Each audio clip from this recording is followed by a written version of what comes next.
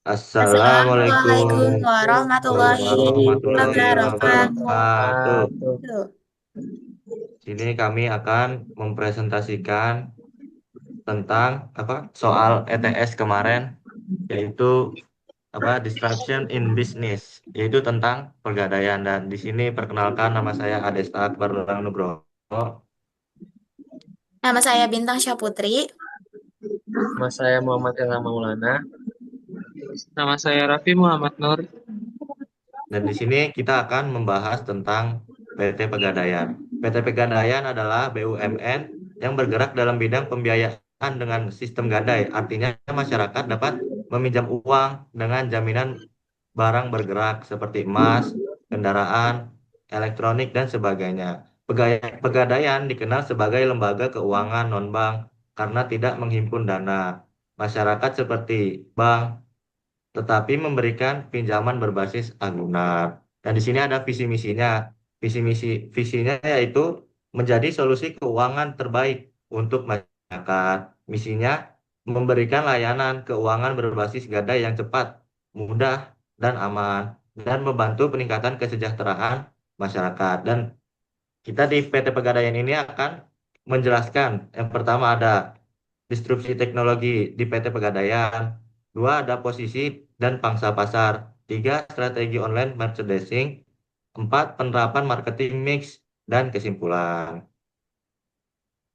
Ya, di sini ada analisis digitalisasi dan strategi PT Pegadaian. Transformasi digital telah mengubah struktur industri keuangan global, termasuk sektor pegadaian. Literatur mengenai digital transformation dan vintage menunjukkan bahwa integrasi layanan digital, pemanfaatan big data, dan pengembangan ekosistem digital menjadi kunci keberhasilan lembaga keuangan menghadapi disrupsi. PT Pegadaian berinovasi dalam strategi dan di sini ada disrupsi teknologi di PT Pegadaian. Yang pertama ada Pegadaian Digital Ekosistem, yang kedua ada data analistik dan automasi, dan yang ketiga ada produk emas berbasis teknologi.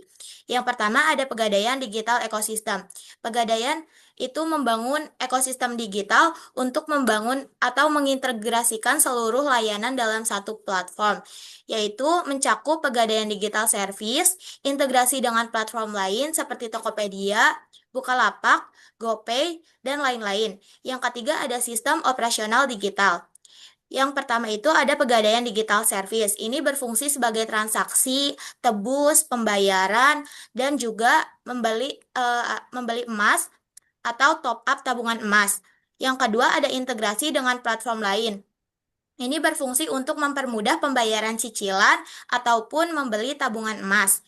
Yang ketiga itu ada sistem operasional digital. Ini dilakukan di kantor cabang seperti menggunakan e-form dan digital onboarding. Yang kedua ada data analistik dan automasi. Pegadaian ini menerapkan data analistik dan automasi untuk meningkatkan akurasi layanan dan juga efisiensi kerja. Pengaplikasian data analistik itu meliputi ada analisis risiko kredit, pemantauan pola transaksi nasabah, dan juga rekomendasi produk. Analisis risiko kredit ini sebagai penilaian barang jaminan itu lebih tepat. Yang kedua itu ada pemantauan pola transaksi nasabah. Nah, di sini itu pemantauannya itu untuk mendeteksi potensi gagal bayar atau fraud. Fraud itu eh, tindakan kecurangan untuk kepentingan atau keuntungan pribadi ataupun kelompok, contohnya kayak menyembunyikan informasi atau pemalsuan data. Terus yang ketiga ada rekomendasi produk.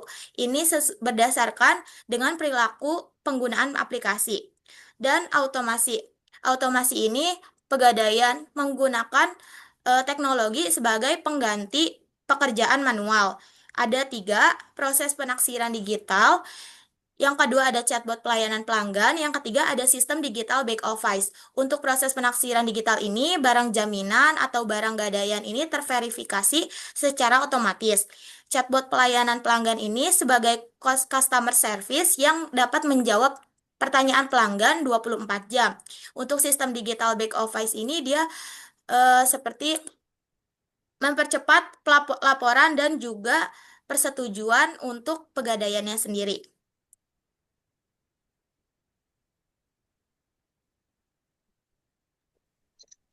Selanjutnya, masih di disrupsi teknologi di PT Pegadaian.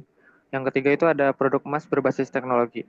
Produk emas berbasis teknologi ini merupakan produk emas yang tidak fisik, namun hanya nomor emasnya saja yang terdaftar.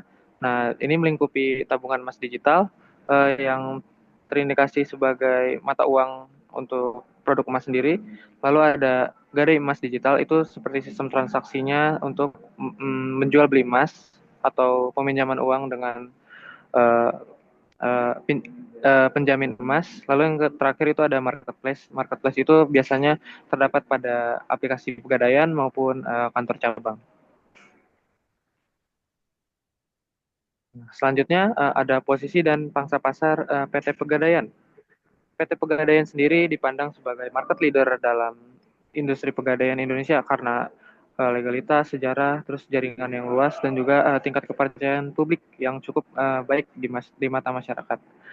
Pangsa pasar pegadaian sendiri berada di nilai formal mencapai 80-90%, which is itu nilai yang bagus untuk sebuah PT besar.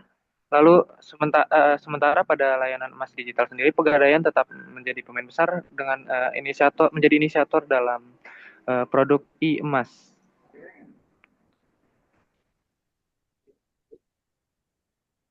Selanjutnya ada Pegadaian mengoptimalkan platform digital melalui yang pertama itu ada strukturisasi produk yang menempatkan layanan utama pada tampilan depan aplikasi.